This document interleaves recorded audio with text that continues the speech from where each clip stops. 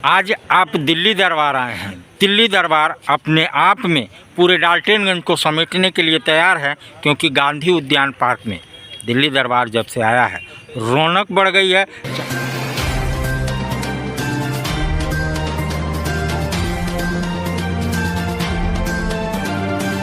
आदमी का नाम कभी कभी बड़ा हो जाता है और इसलिए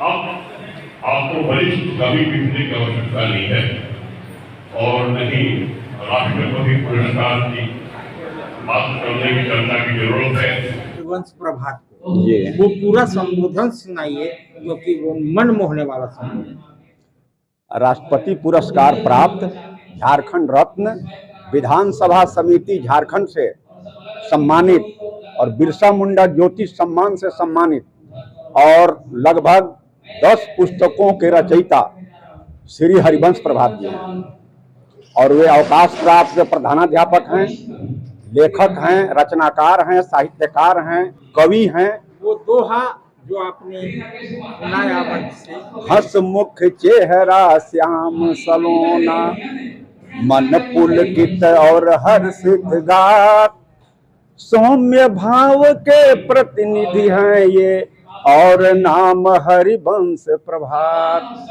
सौम्य भाव के प्रतिनिधि हैं ये और नाम हरिवंश प्रभात। यही उनका परिचय है। मैं इनसे लगभग 1 दशक आगे हूँ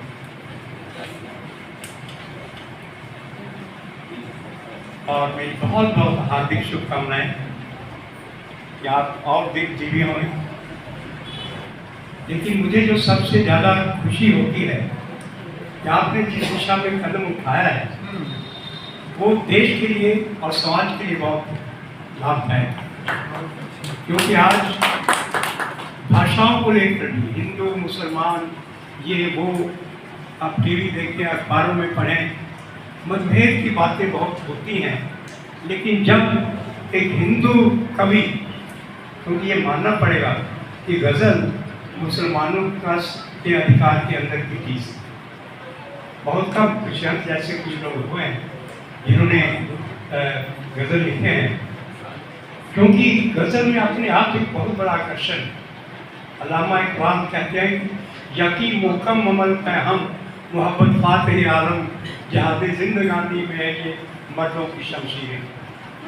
उर्दू होती है, उर्दू में बहुत आकर्षक ढंग से गज़ल को गाया जाता है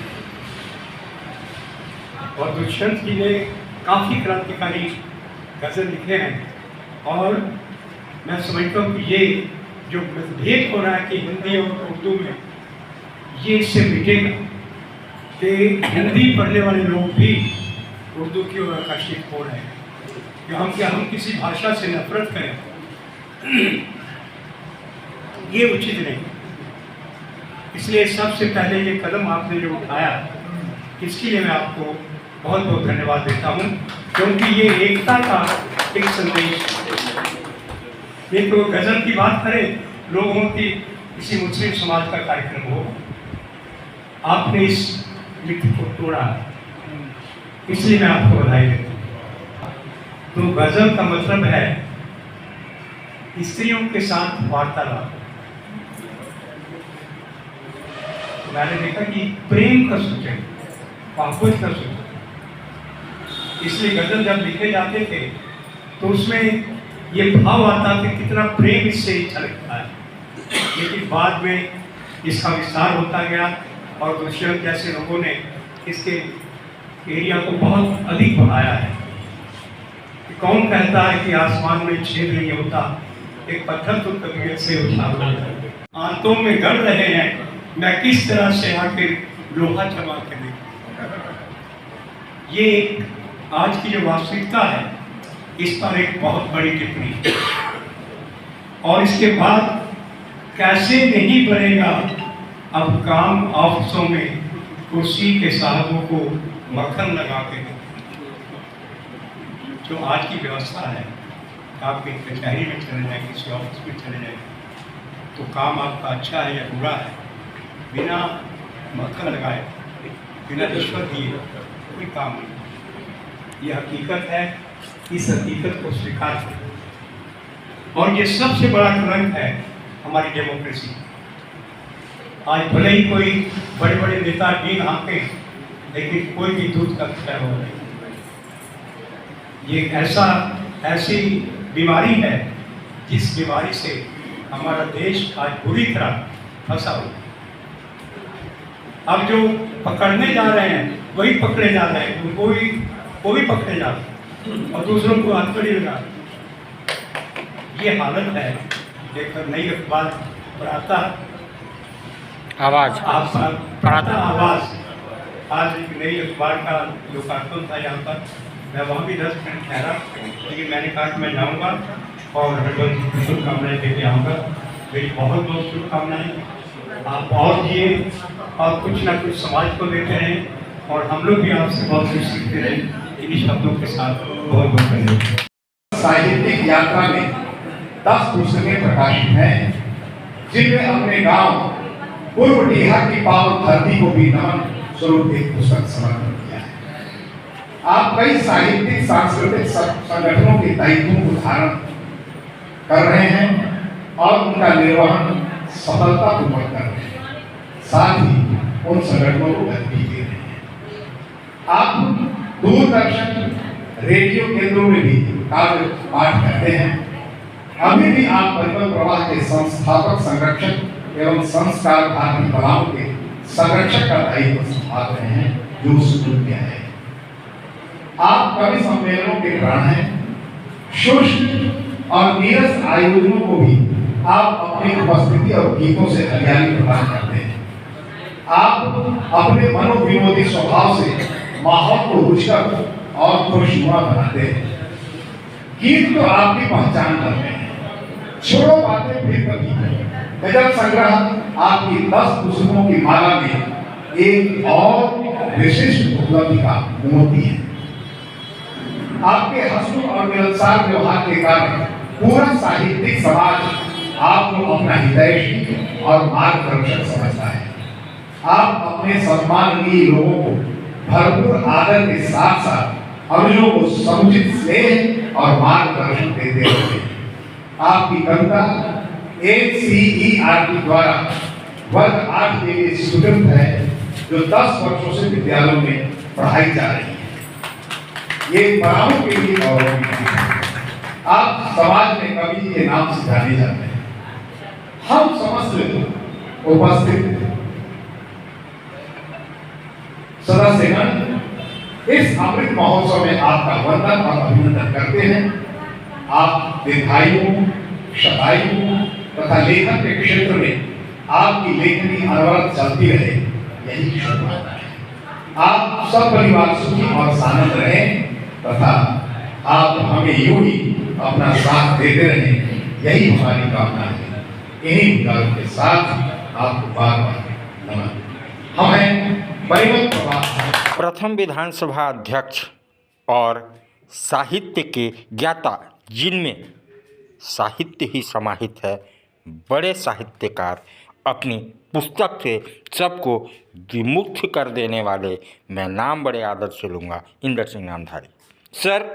इस पुस्तक के विमोचन पे 2 शब्द, क्योंकि गज़लों को इन्होंने ऐसा सजाया है कि उर्दू और हिंदी का भेद ही ख़त्म कर दिया है। इस पे 2 शब्द। नहीं, मैंने तो बताया कि गज़ल तो पहले जनरली मुस्लिम समाज में ये बड़े बड़े कवि हुए उसमें, लेकिन हिंदी में भी दुष्यंत जैसे लोग हुए। लेकिन इसकी शुरुआत करके हरिवंश जी ने एक बहुत बड़ा मैसेज दिया है, जो एक देश की एकता का प्रतीक है और भाषाओं से किसी को नफरत न करने की प्रेरणा मिलती है। और ये पलामू के लिए श्रृंगार हैं हरिवंश जी, और मैं चाहता हूँ कि भगवान इन्हें लंबी उम्र दे और पलामू की शोभा बढ़ाते हैं। किरण जी, आज एक पुस्तक का विमोचन, राष्ट्रपति पुरस्कार से सम्मानित कवि हरिवंश प्रभात, इसके लिए आप इस प्रोग्राम में शिरकत की, इसके लिए कुछ बताइए। सबसे पहले तो आभार व्यक्त करती हूँ आप सभी का, जिन्होंने मुझे अवसर दिया कि मैं इसके बारे में कुछ 2 शब्द कह सकूँ। मैं यही कहूँगी, हरिवंश प्रभात जी की जो पुस्तक आई है, पुस्तक नहीं गज़ल संग्रह है, छोड़ो बातें फिर कभी। जैसा कि शीर्षक से ही पता लग रहा है कि छोड़ो बातें फिर कभी, इन्होंने इधर उधर की बातें ना कर समाज को एक आईना दिखाने की कोशिश की है, समाज की बुराइयों को उजागर करने की कोशिश की है। जैसे एक गुलदस्ते में तरह तरह के फूल होते हैं तो गुलदस्ता बनता है, तो उसमें भी तरह तरह के विषयों को शामिल किया गया है इस गज़ल में। और मैं एक निवेदन करना चाहूँगी, आग्रह भी रहेगा मेरा साहित्य प्रेमियों से, सभी यहाँ पलामू वासियों से, कि आप एक बार इस पुस्तक को ज़रूर पढ़ें। आपको बहुत अपनापन मिलेगा, क्योंकि हमारे पलामू के ही धरती के ये एक रत्न कह सकते हैं हरिवंश प्रसाद जी, और आज इनका पुस्तक का लोकार्पण हुआ है, तो आज इनका 75वां जन्मदिवस भी है। कहने के लिए तो ये वरिष्ठ कवि हैं, लेकिन जब भी मिलते हैं तो एकदम नौजवान की तरह मिलते हैं। इनमें नए नए विचारों का हम लोग देख के आश्चर्यचकित होता है कि कैसे इस उम्र में भी इतना जोश है इनमें, लिखने की इतनी ललक है, और एक शालीनता बनी हुई है। जिस पेड़ में जितने फल लगते हैं उतना झुकता जाता है, ठीक उसी तरह से ये ज्ञानी, इतना ज्ञान है, अथाह ज्ञान है इनके पास, लेकिन इतने विनम्र हैं कि हम लोग को जब पहली बार हम मिले थे तो लगा ही नहीं कि इतने बड़े कवि के साथ हम मिल रहे हैं। और मेरे लिए सौभाग्य की बात है, क्योंकि मेरा गज़ल में विशेष रुचि है, गज़लें ही मैं लिखती हूँ। तो इनका गज़ल संग्रह गज़ल लिखने हिंदी भाषी गज़ल लिखने वालों के लिए एक प्रेरणा स्रोत है। इसे पढ़ें और कुछ न कुछ आपको सीखने को मिलेगा। और मैं पलामू वासियों को बधाई देना चाहूँगी कि हमारे पलामू में ऐसे ऐसे रत्न रहते हैं, इसका लाभ उठाइए, और बहुत बहुत धन्यवाद। गुजरते अपने आप से कुछ बातें अनजानी है, छोड़ो बातें फिर कभी, करते अपनी मनमानी है। उम्र 75 पार किया, उम्र 75 पार किया, सेंचुरी भी आप लगाओ। ये सूरज के 9 प्रभात हैं, दुनिया जिसकी दीवानी है। ये सूरज के 9 प्रभात हैं, दुनिया जिसकी दीवानी है। स्वच्छ हृदय है इनका इतना, कल कल नदिया का पानी। स्वच्छ हृदय है इनका इतना, कल कल नदिया का पानी।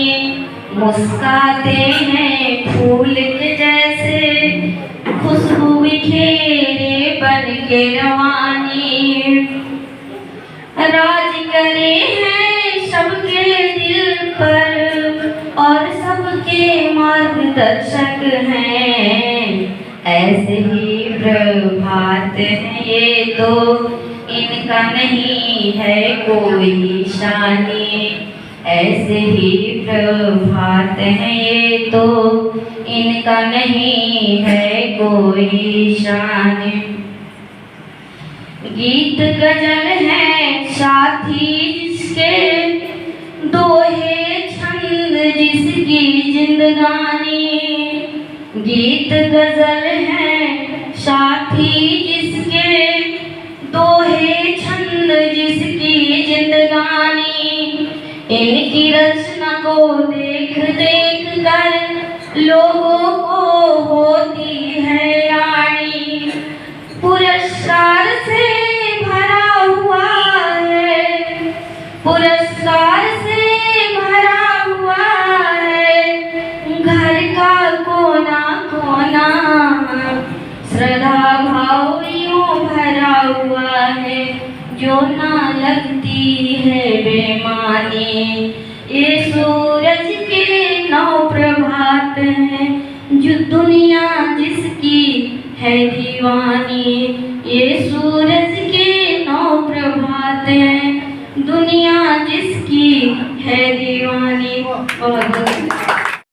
जो अच्छी कवित्री हैं, और आज एक किताब का संग्रह है जो हरिवंश प्रभात राष्ट्रपति पुरस्कार से सम्मानित हैं, उनकी पुस्तक का विमोचन है।